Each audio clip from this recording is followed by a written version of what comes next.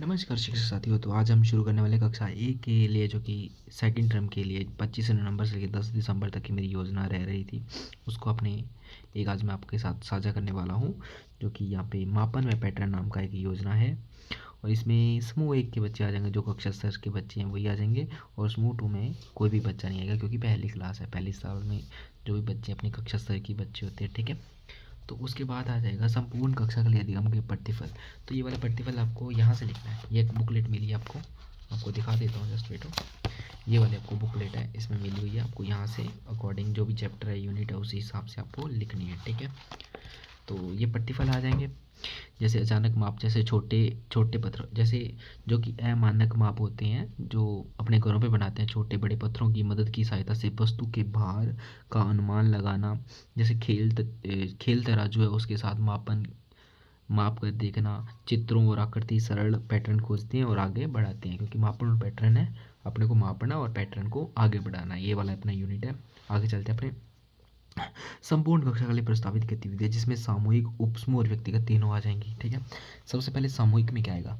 हम कक्षा के सामने रंगीन चौक या ब्लॉक से लाल नीला पैटर्न बनाएंगे। मतलब एक चौक लेंगे और उससे कक्षा के सामने एक पैटर्न बनाएंगे। बच्चे उस पैटर्न को आगे पीछे करते रहेंगे, ठीक है। अगला रंग क्या आएगा? सभी बच्चे मिलकर उत्तर बताएंगे और पैटर्न को दोहराएंगे। ये सब आ जाएंगे सामूहिक, मतलब पूरी कक्षा के लिए सब बच्चे एक साथ मिलकर बैठेंगे। उप समूह में वो आ जाएगा कि कुछ 4-5 बच्चों का एक समूह बना देंगे।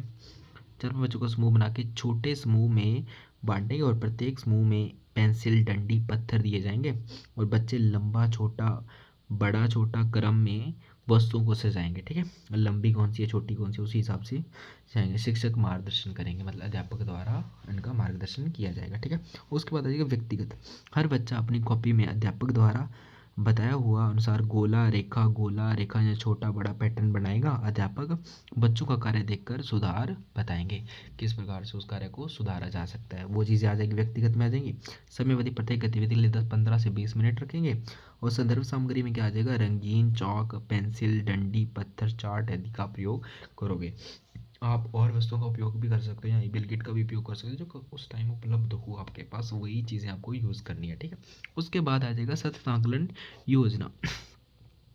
बच्चों की पैटर्न पहचान, क्रम और पूरा करने की क्षमता की गतिविधियों के दौरान देखा जाएगा। मौखिक प्रश्न, समूह कार्य, कॉपी कार्य के माध्यम से समझ का आकलन किया जाएगा। बच्चों का अवलोकन कर प्रगति दर्ज करेंगे, ठीक है। ये चीज़ें आ जाएंगी। उसके बाद आ जाएगा समीक्षा और अनुभव में क्या आ जाएगा? मतलब इसका ये मतलब होता है कि आकलन क्या होता है, कि ये आपने गतिविधियाँ करवाई, इसका आपने आकलन किस प्रकार से किया बच्चों में, वो सब चीज़ें आपने यहाँ पे लिखनी है, ठीक है। उसके बाद आ जाएगी समीक्षा और अनुभव।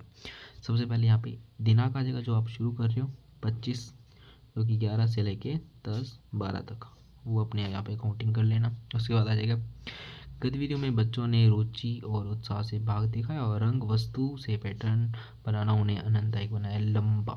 लगा अधिकांश बच्चों ने सही क्रम पहचाना, और कुछ बच्चों को क्रम में कठिनाई आई हुई, जिसे अभ्यास व मार्गदर्शन से सुधारा गया, ठीक है। और आगे चलते हैं अपने, ये वाला पेज अपना कंप्लीट हो चुका है। आगे चलते हैं। तो देखो इसमें देखो बुनियादी दक्षताएं कौन कौन सी होंगी कक्षा स्तर के बच्चों के लिए। विद्यार्थी रंग, आकार, लंबाई, वस्तु के क्रम को पहचानते, समझते, सरल करते, जटिल पैटर्न को स्वयं बता सकते हैं।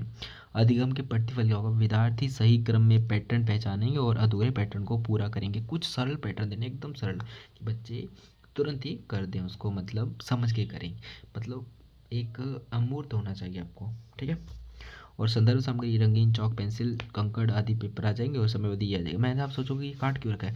क्योंकि कक्षा स्तर से नीचे के बच्चे होते ही नहीं पहली में, क्योंकि वो कक्षा स्तर के बच्चे होते हैं, और ये भी मैंने काट रखा। तो यहाँ पे कुछ गतिविधियाँ विधियाँ भी यूज़ कर सकते हो, जैसे गतिविधि आधारित शिक्षण हो गया, खेल विधि हो गया, अवलोकन विधि, प्रश्नोत्तर विधि, और समूह में व्यक्तिगत चर्चा। और इसमें भी वही आ जाएगा जो कि अपने पास है। इस शैक्षणिक प्रक्रिया में बच्चों में सक्रिय सहभागिता दिखाई, गतिविधियों की रोचक बनी, जिससे पैटर्न समझ आसान हुई। अधिकांश विद्यार्थियों ने सही क्रम पहचाना और सरल पैटर्न बनाए। कुछ बच्चों को अतिरिक्त अभ्यास और आवश्यकता पड़ी, जिससे आगे निरंतर अभ्यास से सुधारा जाएगा, ठीक है। उसके बाद आ जाएगा यहाँ पे उपलब्धि क्या हो। विद्यार्थी रंग, आकार, वस्तुओं का सरल पैटर्न पहचानते हैं, लंबा छोटा अंतर बता सकते हैं, और अपनी समझ को मौखिक रूप से व्यक्त कर सकते हैं। ये अपना उपलब्धि हो चुकी है बच्चों की जो कि लिखेंगे अपने लास्ट में।